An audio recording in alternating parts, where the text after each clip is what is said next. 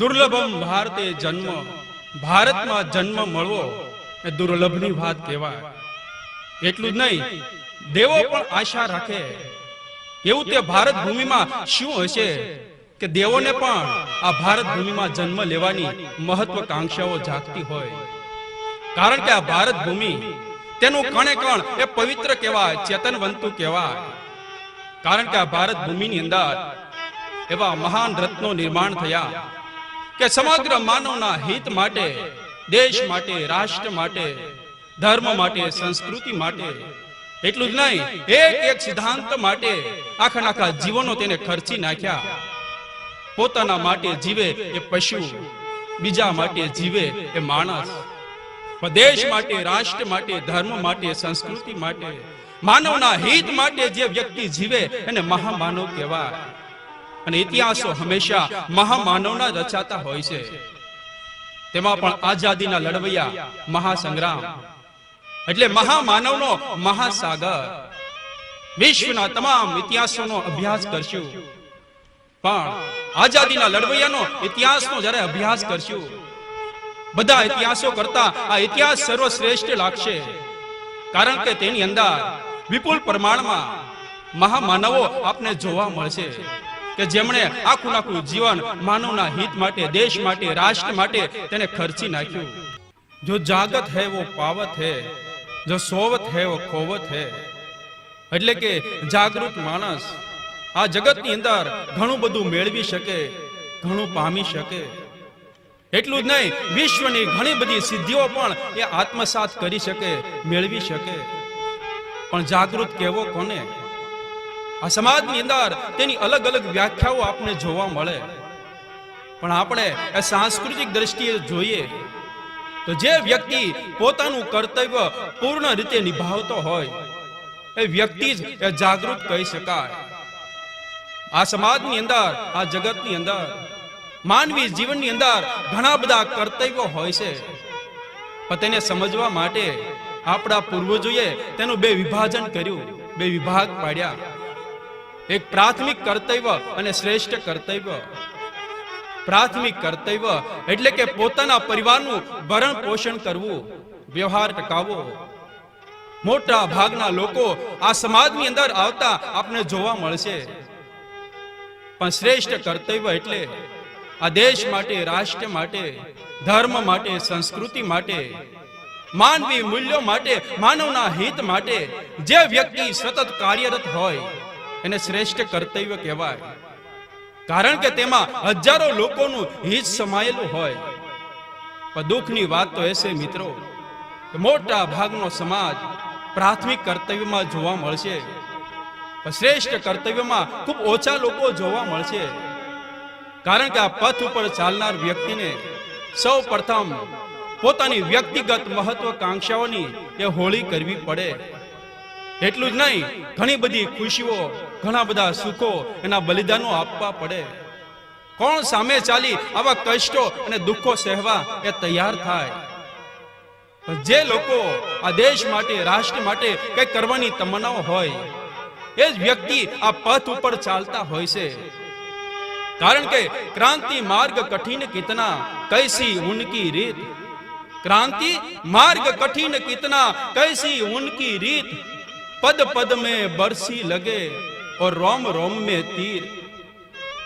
આવા લોકો જ્યાં જ્યાં કદમ રાખે તેના કદમ કદમ ઉપર નવી ક્રાંતિ અને નવા ઇતિહાસો રચાતા હોય. જે ક્રાંતિ, જે ઇતિહાસો પેઢીઓ સુધી, વર્ષો સુધી લોકોને પથદર્શક અને માર્ગદર્શક બની શકે.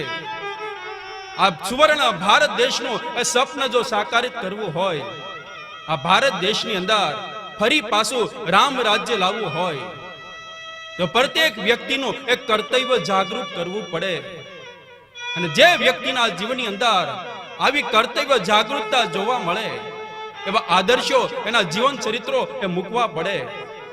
અને આવા જીવન ચરિત્રો એ માત્ર ભારતના ઇતિહાસની અંદર જ જોવા મળશે. તેમાં પણ આઝાદીના લડવૈયાનો ઇતિહાસ એટલે શ્રેષ્ઠ કર્તવ્યની એ પરિભાષા. કારણ કે ત્યાગ, સમર્પણ ને બલિદાનો જ્યાં ઇતિહાસની અંદર જોવા મળે વિશ્વના એક પણ ઇતિહાસની અંદર ક્યારે પણ જોવા નહીં મળે. આટલા માટે જ આઝાદીના લડવૈયાનો ઇતિહાસ એટલે સર્વશ્રેષ્ઠ ઇતિહાસ, અજોડ ઇતિહાસ. જીવન એક રંગભૂમિ કહેવાય, રણભૂમિ પણ કહેવાય. રંગભૂમિમાં ગમે તેવો સારામાં સારો રમતવીર હોય, ખેલાડી હોય, પણ હર હંમેશને માટે એ સારી રીતે રમી શકતો નથી. કારણ કે પરિવર્તન એ સંસારનો નિયમ છે, કુદરતનો નિયમ છે. પરિસ્થિતિ અને સંજોગો બદલાતા રહે. કુદરત અલગ અલગ પાસાઓ તેની સામે ફેંકતા રહે. તેમાં કદાચ કોઈ વખત તેની હાર પણ થાય. તેવી રીતે રણભૂમિની અંદર ગમે તેવો સારામાં સારો યોદ્ધો હોય, યુદ્ધ કલાઓ ખૂબ સારી રીતે જાણતો હોય, ઘણી વખત હારની બાજી જેને જીતમાં પલટાવી દીધી હોય, આવો સમર્થ ભલે યોદ્ધો હોય, પણ કોઈ વખત પરિસ્થિતિ અને સંજોગો કંઈ એવા સર્જાય કે તેને પણ હારવું પડે. કારણ કે સમય બલવાન હૈ નહીં પુરુષ બલવાન. સમય બલવાન હૈ નહીં પુરુષ બલવાન. કાબે અર્જુન લૂટ્યો વહી ધનુષ વહી બાણ. ગમે તેવો સમર્થ વ્યક્તિ હોય તો કોઈ વખત પરિસ્થિતિ અને સંજોગો સામે ઝૂકવું પડે, હારવું પણ પડે.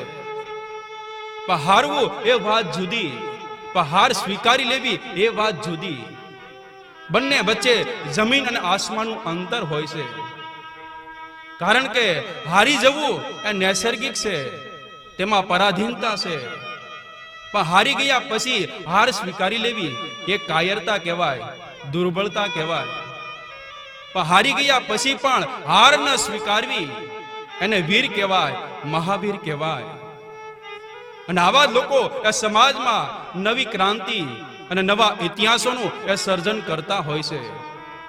કારણ કે હિંમતે મર્દા તો મદદે ખુદા. પણ હારી ગયા પછી હાર ન સ્વીકારવી આ સિદ્ધાંત એ માત્ર કાલ્પનિક નથી. તેનું ખરું વાસ્તવિક સ્વરૂપ જોવું હોય તો ભારત દેશના ઇતિહાસોને ઢંઢોળવા પડે, તેનો અભ્યાસ કરવો પડે. તેમાં પણ આ સિદ્ધાંતની દ્રષ્ટિએ જો અભ્યાસ કરવામાં આવે તો થોડું તારણ કાઢવામાં આવે તો આઝાદીના લડવૈયા તેનો ઇતિહાસ આપણે સર્વશ્રેષ્ઠ ઇતિહાસ લાગશે. કારણ કે આ ઇતિહાસની અંદર અનેક યોદ્ધાઓએ અંગ્રેજોની સામે સંગ્રામ ખેલ્યા, મોતના ખેલ ખેલ્યા. ભલે અંગ્રેજોની સામે તે હારી ગયા, પણ હાર નથી સ્વીકારી. સમાજની દ્રષ્ટિએ અંગ્રેજોની સામે ભલે તે હારી ગયા, પણ જિંદગીના ક્ષેત્રમાં હંમેશને માટે એ જીતેલા હતા. આટલા માટે તેના ઇતિહાસો રચાયા. અને આવા યોદ્ધાઓ, આવા મહાવીરો જો જોવા હોય તો માત્ર ને માત્ર આઝાદીના લડવૈયાના ઇતિહાસની અંદર વિપુલ પ્રમાણમાં આપને જોવા મળશે. આકાશને આકાશની ઉપમા આપી શકાય તેવી રીતે ધરતીને મહાસાગરને હંમેશા મહાસાગરની ઉપમા આપી શકાય. અને કોઈની સાથે ક્યારે પણ સરખાવી ન શકાય, કારણ કે તે અજોડ છે. આવી રીતે ઇતિહાસકારોનું તારણ છે કે આઝાદીના લડવૈયાનો ઇતિહાસ એટલે અજોડ ઇતિહાસ.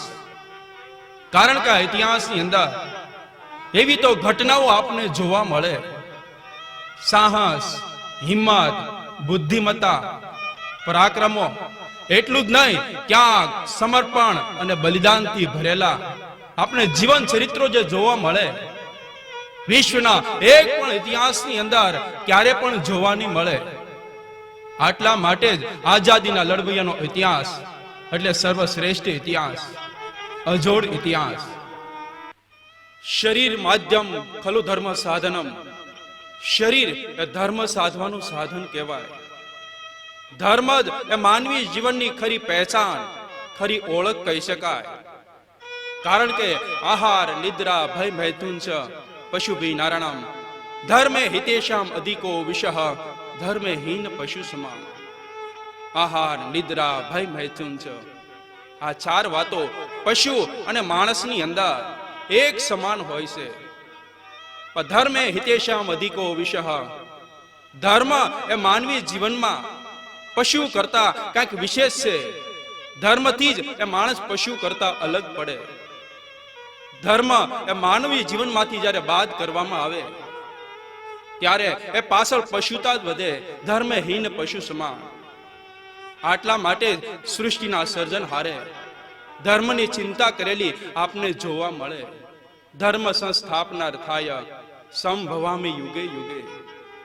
ધર્મની સ્થાપના માટે હું યુગે યુગે અવતાર લઉં છું.